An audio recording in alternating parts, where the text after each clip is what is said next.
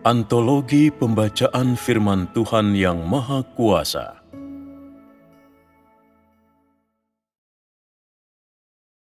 Tuhan itu sendiri. Tuhan yang unik. 3. Otoritas Tuhan. 2. Kematian. Titik peristiwa ke-6.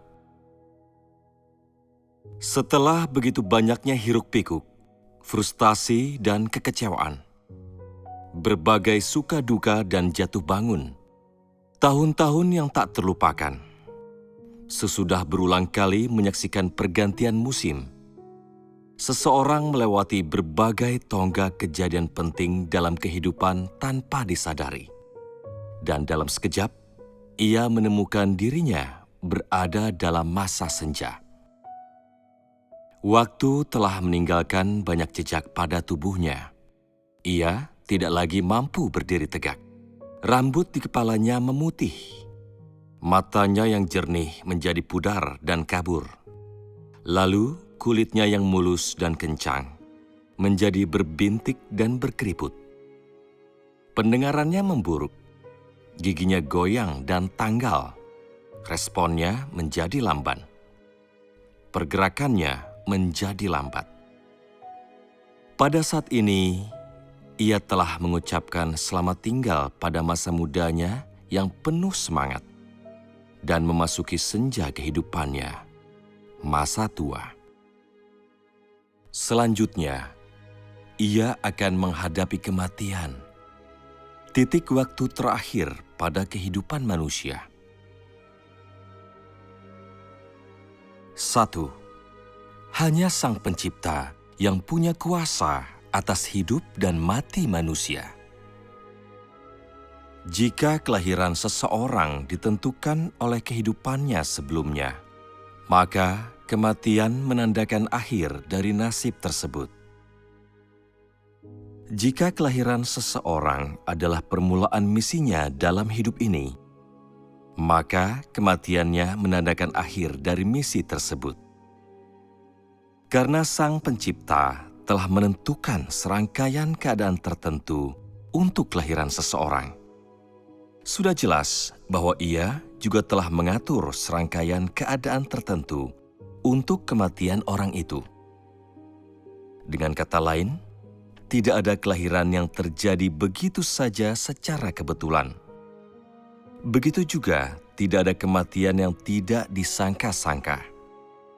Baik kelahiran maupun kematian pasti terhubung dengan kehidupan seseorang sebelumnya dan sekarang. Keadaan kelahiran dan kematian seseorang telah ditentukan sebelumnya oleh Sang Pencipta. Inilah masa depan seseorang. Inilah nasibnya. Sama halnya dengan kelahiran seseorang, kematian setiap orang juga akan terjadi menurut serangkaian keadaan khusus yang berbeda. Karena itu pula perbedaan rentang masa hidup orang, serta perbedaan cara serta waktu kematian mereka. Beberapa orang terlahir sehat dan kuat, namun mati di usia muda. Yang lain terlahir sakit-sakitan dan lemah, namun sempat menikmati usia tua, sebelum meninggal dunia dengan damai. Sebagian lagi meninggal oleh sebab-sebab yang tidak wajar. Yang lain meninggal secara wajar. Ada yang hidupnya berakhir jauh dari rumah. Ada juga yang menutup mata didampingi orang-orang yang mereka kasihi. Beberapa orang mati selagi berada di udara. Yang lain saat berada di bawah tanah. Sebagian orang tenggelam di dalam air. Ada pula yang hilang di tengah bencana. Sebagian orang meninggal di kala pagi, yang lain di malam hari. Setiap orang menginginkan kelahiran yang amat termasyur, kehidupan gemerlap, dan kematian yang megah. Tetapi tidak seorang pun yang mampu melanggar nasib mereka. Tak seorang pun mampu lari dari kedaulatan Sang Pencipta. Inilah nasib manusia. manusia dapat merancang berbagai rencana untuk masa depannya. Tetapi tidak seorang pun dapat merencanakan cara dan masa kelahiran serta kepergian mereka dari dunia ini.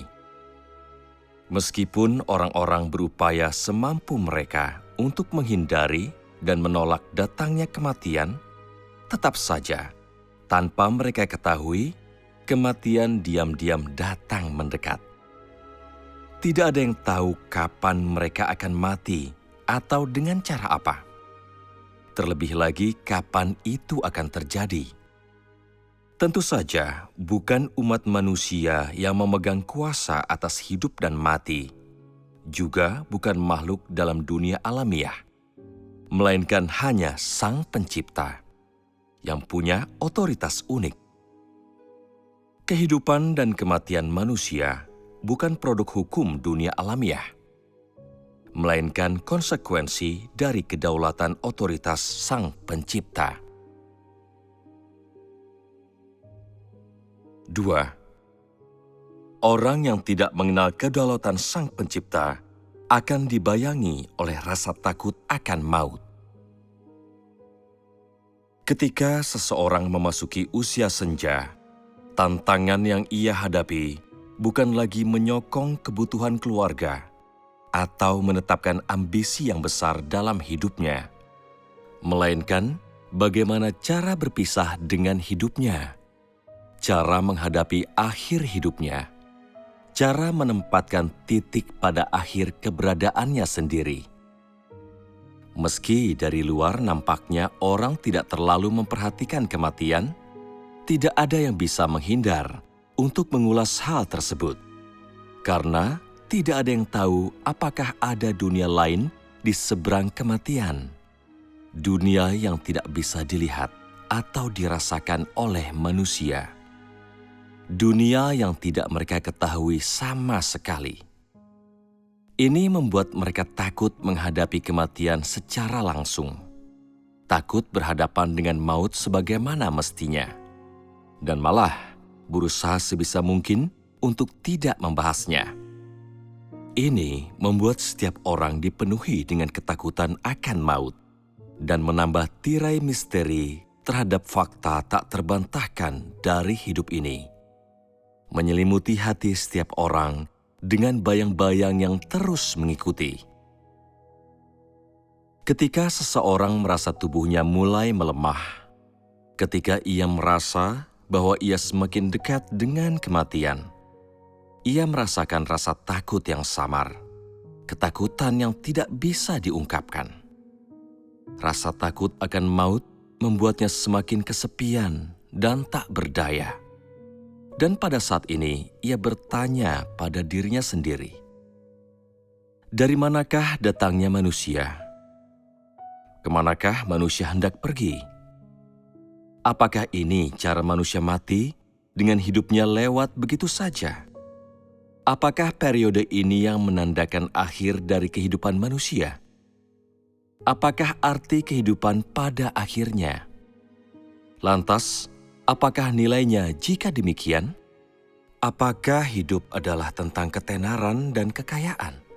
Ataukah tentang membangun sebuah keluarga? Terlepas dari apakah seseorang telah berpikir tentang pertanyaan-pertanyaan spesifik ini, terlepas dari seberapa takut ia akan maut, dalam lubuk hati setiap orang selalu ada hasrat untuk menyelidiki misteri ini. Selalu ada rasa ketidakpahaman akan hidup, dan tercampur di tengah perasaan-perasaan ini ada sentimentalitas terhadap dunia, keengganannya untuk pergi. Mungkin tidak seorang pun bisa dengan jelas menguraikan apa yang ditakuti manusia, apa yang ingin ia selidiki, apa yang membuatnya begitu sentimental dan enggan ia tinggalkan. Karena mereka takut akan maut, orang-orang menjadi terlalu khawatir. Karena mereka takut akan maut, ada banyak hal yang tidak bisa mereka tinggalkan.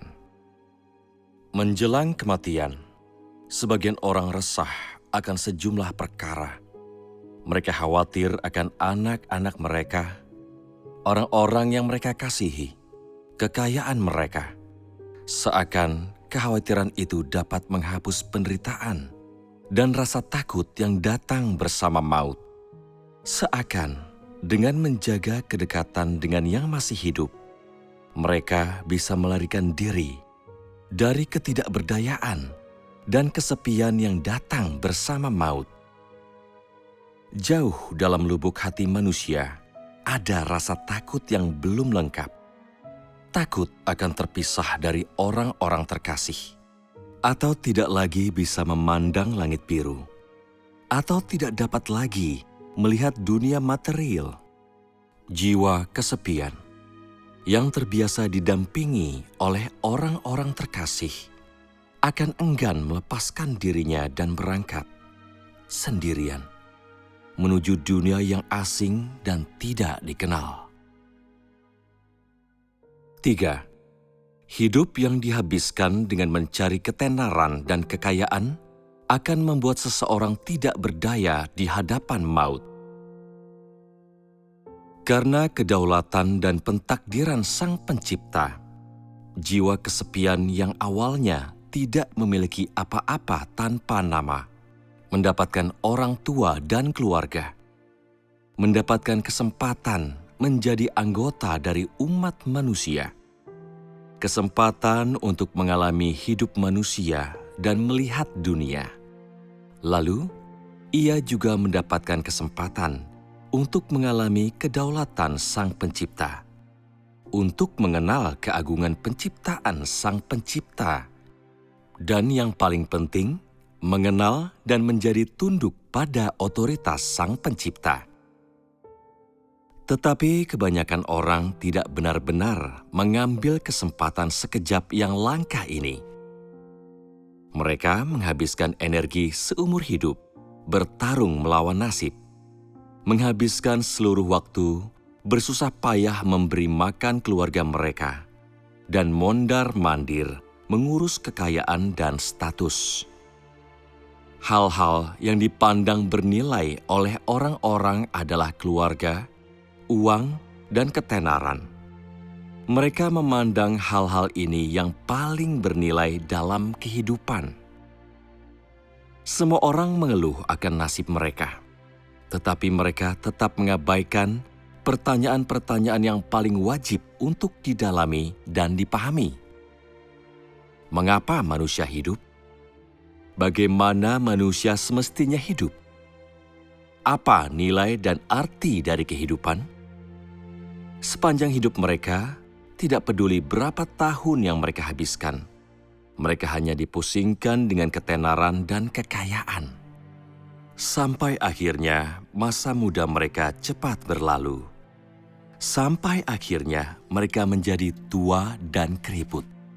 Hingga mereka melihat bahwa ketenaran dan kekayaan tidak akan mencegah kepikunan mereka, bahwa uang tidak dapat mengisi kehampaan dalam hati, sampai mereka paham bahwa tidak seorang pun yang bebas dari hukum kelahiran, penuaan, kesakitan, dan kematian, bahwa tidak ada yang bisa melarikan diri dari apa yang telah digariskan oleh nasib. Hanya ketika mereka terpaksa menghadapi titik waktu terakhir kehidupan, mereka baru mengerti bahwa meskipun seseorang memiliki berjuta-juta harta kekayaan, bahkan meskipun ia berasal dari keluarga kaya dan terpandang, tak seorang pun yang bisa lari dari maut. Setiap orang akan kembali pada kedudukannya semula, jiwa kesepian yang tidak punya apa-apa, tanpa nama. Ketika seseorang mempunyai orang tua, ia percaya bahwa orang tuanya adalah segalanya. Ketika ia punya harta benda, ia berpikir bahwa uang adalah segalanya, bahwa itu merupakan aset dalam kehidupan. Ketika seseorang mencapai suatu status, mereka memeluknya erat-erat dan akan mempertaruhkan nyawa mereka demi status itu. Hanya ketika mereka akan meninggalkan dunia, barulah mereka sadar bahwa hal-hal yang telah mereka kejar sepanjang hidup mereka adalah fana, bak awan yang berlalu cepat. Tidak ada yang bisa mereka genggam, tidak satu pun yang bisa mereka bawa. Tidak ada yang dapat menghindarkan mereka dari kematian.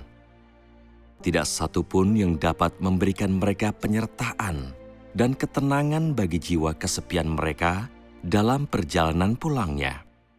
Dan yang paling terakhir, tidak ada satupun yang dapat memberi mereka keselamatan, membuat mereka bisa melampaui maut.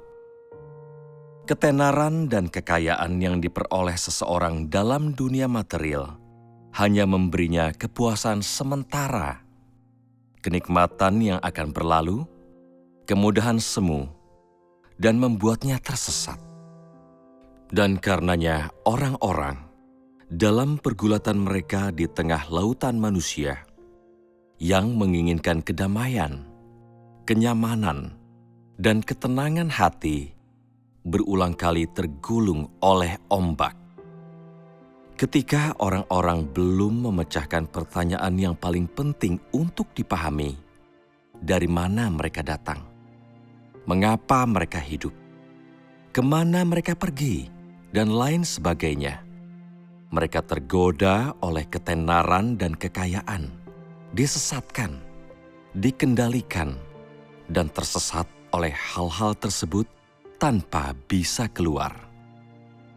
Waktu berlalu, bertahun-tahun lewat dalam sekejap. Tanpa ia sadari, ia telah berpisah dengan masa-masa terbaik dalam hidupnya. Ketika ia hendak meninggalkan dunia, ia perlahan menjadi sadar bahwa segala hal di dunia ini akan sirna, bahwa tidak ada yang bisa terus memeluk harta yang mereka miliki. Barulah ia benar-benar merasa bahwa ia sebenarnya tetap tidak punya apa-apa. Layaknya bayi menangis yang baru saja terlahir ke dunia. Pada saat inilah ia terdorong merenungkan apa saja yang telah ia perbuat dalam hidupnya. Apa nilai dari hidup? Apa artinya?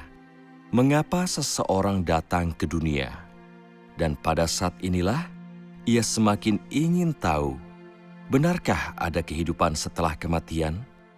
Apakah surga benar-benar ada? Benarkah ada ganjaran atas dosanya? Semakin dekat ia dengan maut, semakin ingin ia mengerti apa maksud dari hidup sebenarnya. Semakin dekat ia dengan maut, semakin kosong hatinya. Semakin dekat ia dengan maut, semakin ia merasa tidak berdaya. Dan karenanya, ketakutannya akan maut semakin bertambah hari demi hari. Ada dua alasan mengapa orang bersikap demikian saat mendekati ajal. Pertama, mereka akan segera kehilangan ketenaran dan kekayaan tempat mereka menggantungkan hidup. Mereka akan segera meninggalkan segala hal yang dapat dilihat di dunia. Lalu yang kedua, mereka akan segera menghadapi seorang diri, suatu dunia yang asing, alam yang misterius dan tidak dikenal tempat mereka hendak menginjakan kaki. Tempat mereka tidak memiliki orang terkasih dan tanpa sokongan apapun. Oleh karena dua alasan ini, setiap orang yang menghadapi kematian merasa tidak tenang, mengalami kepanikan dan rasa tidak berdaya yang tidak pernah mereka ketahui sebelumnya. Hanya ketika orang benar-benar mencapai titik waktu inilah, baru mereka sadar bahwa hal pertama yang harus mereka mengerti ketika menginjakan kaki di bumi adalah dari mana datangnya manusia. Mengapa manusia hidup? Siapa yang mengatur nasib manusia? Siapa yang memberikan dan memiliki kedaulatan atas keberadaan manusia? Hal-hal inilah aset kehidupan yang sebenarnya. Inilah dasar esensial bagi kelangsungan hidup manusia. dan bukannya pelajaran tentang bagaimana menghidupi keluarga atau cara memperoleh ketenaran dan kekayaan. Bukan pelajaran tentang cara menjadi orang yang menonjol dibandingkan yang lain dan cara menjalani hidup yang lebih makmur. Dan juga bukan pelajaran tentang cara mengungguli dan berhasil bersaing melawan yang lain. Walaupun berbagai keterampilan bertahan hidup yang dikuasai orang selama hidupnya dapat memberikan segunung kesenangan material, itu tidak akan bisa mendatangkan kedamaian dan ketenangan yang sejati di hati mereka, melainkan membuat mereka terus-menerus kehilangan arah, kesulitan mengendalikan diri mereka, kehilangan setiap kesempatan untuk belajar tentang arti hidup, dan mendatangkan kesulitan terpendam dalam menyongsong ajal dengan benar. Karena inilah, kehidupan orang menjadi berantakan. Sang Pencipta memperlakukan setiap orang dengan adil, memberikan setiap orang peluang seumur hidup untuk mengalami dan mengenal kedaulatannya. Namun hanya ketika ajal menjemput, hanya ketika bayangan kematian meliputi seseorang, barulah ia melihat terang. Saat semuanya sudah terlambat. Orang-orang menghabiskan hidup mereka mengejar uang dan ketenaran. Mereka memegang keduanya erat-erat, menganggap hal-hal tersebut sebagai satu-satunya penyokong mereka. Seakan dengan memiliki hal-hal tersebut, mereka bisa terus hidup, bisa terhindar dari maut. Tetapi hanya ketika mereka sudah dekat dengan ajal, barulah mereka sadar betapa jauhnya hal-hal itu dari mereka. Betapa lemahnya mereka di hadapan maut. Betapa rapuhnya mereka. Betapa sendirian dan tidak berdayanya mereka, tanpa arah untuk berbalik. Mereka menyadari bahwa hidup tidak bisa dibeli dengan uang atau ketenaran, bahwa tidak peduli seberapa kaya seseorang, tidak peduli seberapa tinggi kedudukannya, semua orang sama-sama miskin dan tidak berarti di hadapan maut.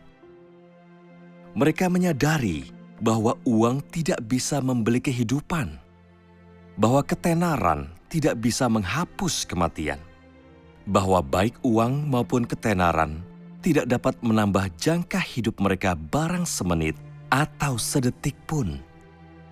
Semakin mereka merasa demikian, semakin mendamba mereka untuk terus hidup. Semakin mereka merasa demikian, semakin mereka takut akan datangnya maut. Hanya pada saat inilah mereka benar-benar sadar bahwa hidup mereka tidak berada di tangan mereka, bukan berada dalam kendali mereka, dan bahwa mereka tidak punya pilihan apakah mereka hidup atau mati.